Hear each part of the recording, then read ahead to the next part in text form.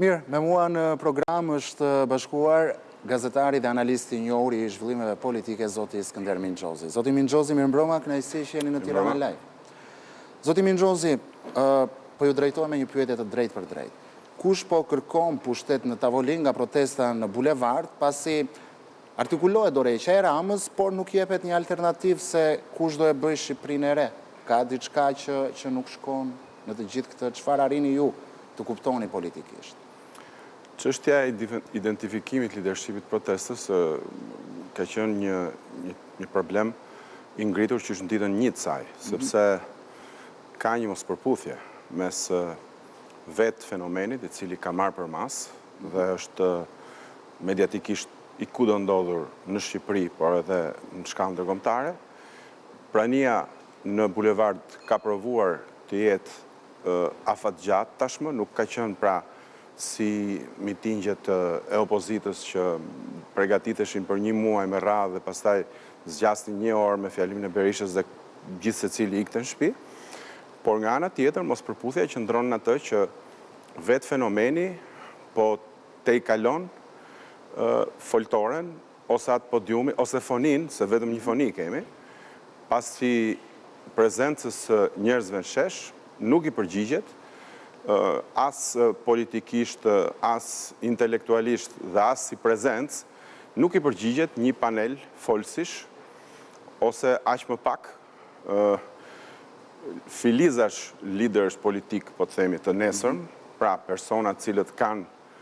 një format të mjaftueshëm dhe kanë që të thonë, pra, kanë një vizion, cilën e shpalosin aty në shesh, dhe rastet i kanë pasur dhe i kanë të përditshme, sepse 5-6 orë protest është një hapësirë kohore dhe këtu dua të bëj një parantezë nëse më lejon, dhe është jo vetëm një hapësirë, por është dhe një luks që nuk e kanë pasur protestat qytetare aq të vogla dhe të përkohshme sa kanë qenë më parë, që nuk e kanë pasur më herët në vite. Ne që merremi me gazetari kujtojmë që dekada më parë ka lëvizje, jo vetëm atë, ajo që politike e thirrur nga parti, po ka pasur momente kur edhe ndonjë nisëm për të pasur një reagim jashtë palëve politike, është bllokuar mediatikisht, politikisht, nuk ka pasur këtë rezonancë, ndërkohë që personat që organizojnë protestën, kur mrrin nga sheshi Skënderbej para kryeministrisë, gjejnë të rreshtuar aty një numër jo të vogël mediash, që i ndjekin në çdo hap, e din që do të thonë atë që kanë thënë një ditë më parë, megjithatë i kanë krijuar këtë luks që ajo të ketë një pasqyrim kapilar, edhe me lëvizje disa metroshe po lëvizin, po fillon marshimi, po mbaron marshimi, ndodhen këtë rrugë, po futen te kjo rrugë. Pra, jepet një itinerar sikur është dita e fundit dhe do ndodh diçka. Faktikisht tashmë dihet, sepse u bën shumë ditë, që kjo protest me këtë prezencë në qytetin e Tiranës, kaq të mbuluar mediatikisht dhe kaq të reklamuar, nuk po arrin dot të prodhoj asnjë përmbajtje për jashtë atyre 5 pikave, për cilat dhe mund të diskutoj, por aq më pak po arrin të krijojë një leadership alternativ, që nuk është as PS, as PD, por është diçka tjetër, pra nuk po shihet ajo materia tjetër, po themi, që do t'i trazonte politikisht vërtet shtabet e 2 partive të mëdha, të cilat siç kuptohet dhe siç shihet, e para qeveria po edhe opozita, tashmë e kuptojnë që rënja në rutinë e kësaj proteste pa kokë, po vetëm me foni, siç thash, nuk është diçka e mirë për vetë protestën. Është një protestë që nisi për Flamingo, duket se ka përfunduar tek Iqbal Uduti, po krijohet një tymnaj, zoti Mingjozi, e pakuptueshme. Dhe dikush do pyeste pse në të gjithë në këtë situatë nuk pranohet diskutimi për të zgjidhur problemet, por ka kërkesa të tilla që askush nuk i jep dot një zgjidhje konkrete. Natyrisht kërkesat janë ultimative. Natyrisht do të thoja në vlerësimin tim si gazetar dhe person që mundohet të ndjek zhvillime politike, natyrisht nuk është ajo mas kritike njerëzish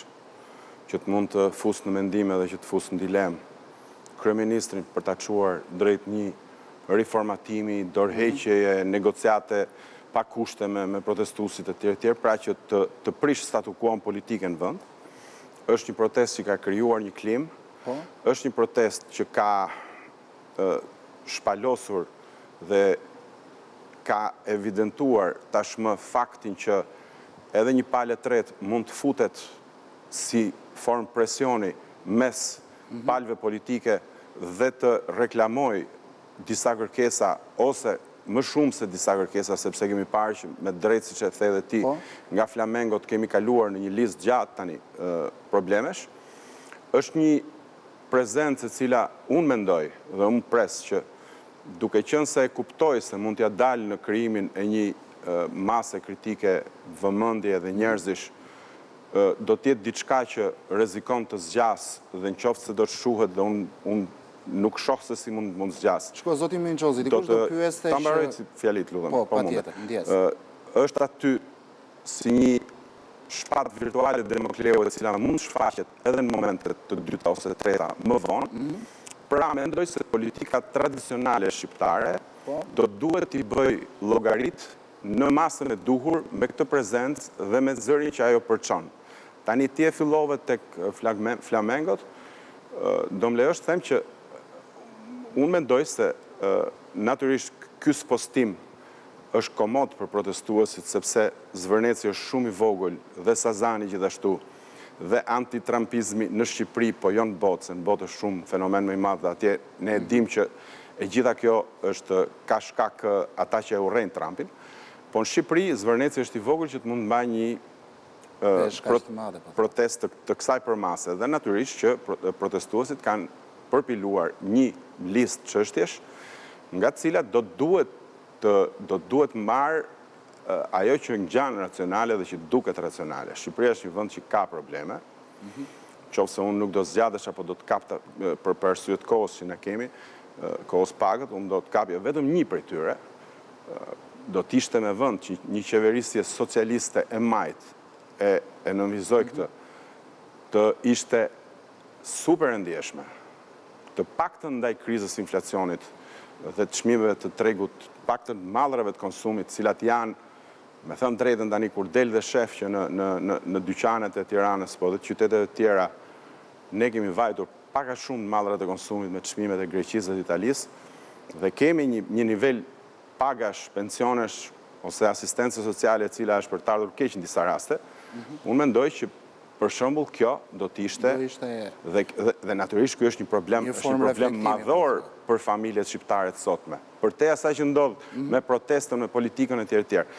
Dua të them pra që situata në Shqipëri është e tillë që ka kush nxjerr mësime për mirë dhe për keq edhe nga kjo protestë. Dhe duke qëndruar te 5 pikat e protestës, dikush do pyeste që pse këto pika janë të ngjashme me ato që ka kërkuar Berisha. Dhe nga ana tjetër, nëse Rama jep dorëheqjen, kush e formon qeverinë teknike? Do të dalë me short nga sheshi apo letrën me vrime merr Berisha? Kjo dëgjoj, tani Emiliano, tani këtu hym pastaj në terrenin edhe pak të humorit dhe të satirës, sepse realisht nuk është kjo nuk është një mënyrë të logjikuari në një republikë ku ka një kushtetut, ka një ligj elektoral, ka një set ligjesh që i rregullojnë këto gjëra dhe protokolli i kësaj pune është parë dhe stërparë në vite me shumë kujdes. Natyrisht që ka debate në lidhje me ato ndryshime kushtetuese të vitit 2008, cilat bëjnë pjesë edhe në këtë diskutimin tonë në këtë pikë, por natyrisht që nëse ne kemi zgjedhje, kështu siç është, majoranca aktuale riskon që nga 80 e kusur mandatet, sepse me ikjen e neomalsorës tash janë të kurrur me 1, të shkoj edhe më lart dhe realisht pastaj, po unë nuk shoh që të ketë lëvizje të tilla nga majorancat, paktën me aq informacion sa unë kam. Pra ju thoni nëse bën zgjedhjet, Partia Socialiste merr edhe më shumë mandate? Po absolutisht, sepse ndodh që ditën e zgjedhjeve ata që shkojnë dhe votojnë janë ata që vendosin. Ata që shkojnë plazh nuk vendosin. Dhe e dyta, nëse kjo protest nuk formaton një subjekt politik që t'i hyjë rregullave të lojës. E kemi diskutuar në këtë televizion dhe në këtë panel edhe me Ballën ditë më parë. Nëse nuk i hyn pra një procesi të futjes në hullin e procedurës politike, procedurës kushtetuese, procedurës elektorale, nuk ka asnjë mundësi tjetër se si ti ato 5 apo 50 kërkesat e tua ti avancosh dhe eventualisht ti zbatosh po të fitosh zgjedhjet. Pra do kalosh në përgrykën e shishes që quhet proces politik i afirmimit, regjistrimit dhe më pas i garimit. Në qoftë se nuk e bën këtë, ngelesh një për fat keq, ngelesh një zhurmë sfondi. Edhe një pyetje të fundit, Mingjozi, për arsye të kohës, pasi doja ta vijoja edhe më tepër diskutimin me ju. Sot është pyetur Ministri i Bujqësisë së Kosovës, zoti Muja, përsa i përket ndikimeve të vetëvendosjes në protestën në bulevard. Ai as nuk e ka mohuar, por as nuk e ka pohuar diçka të tillë. Ju si e shikoni këtë? Unë e shoh prezencën e bashkombasve tanë, por shtetasve të shteteve të treta, që janë subjekt i ndryshëm nga Shqipëria, në një çështje e cila edhe në pikpamje politike, edhe në pikpamje ligjore, edhe në pikpamje institucionale, është një çështje e Shqipërisë. Unë e shoh pra këtë prezencë si thellësisht të gabuar dhe provokative. Sepse realisht prezencën e vetëvendosjes. Ajo që ka ndodhur, po vetëvendosja është një parti e Republikës Kosovës, parti politike. Partit politike, forcat politike janë formacione territoriale, nuk janë formacione globale. Nuk ka parti republikane të Donald Trumpit në Francë ose në Gjermani, secili ka partit e veta. Edhe në Shqipëri kemi partit tona, edhe në Maqedoni, edhe në Kosovë ka partit politike. E dyta, ti që vjen dhe thua, unë jam shqiptar, kjo është një çështje pan-shqiptare, nuk është e tillë. Zvërneci është një projekt i cili formsohet ose anullohet përmes institucioneve shqiptare, përmes ligjeve shqiptare, dhe si tillë duhet reklamohet nga ata që i kanë zgjedhur këto institucione që janë votuesit shqiptar, pra shtetasit shqiptar që jetojnë këtu, ata që paguajnë taksa dhe me këto taksa mbajnë shtetin. Nuk mund të vish dhe të reklamosh ose më mirë të protestosh kundër një palë të cilën ti nuk ke asnjë mundësi ta votosh. Pra, nuk mund të jesh me protestën kundër Edi Ramës dhe Sali Berishës, po themi, dhe të jesh votues nga Peja, ose nga Tetova, ose nga Lugina, dhe ti të mos kesh mundësi as ti emrosh këta zotërinj që bëjnë pjesë PD, PSOE, etj. Gjithë elita politike, dhe anas tjetër ne nuk mund të shkojmë atje. Sepse i bie që me që Kosova nuk po e zgjidh dot presidentin, për arsyet e tyre,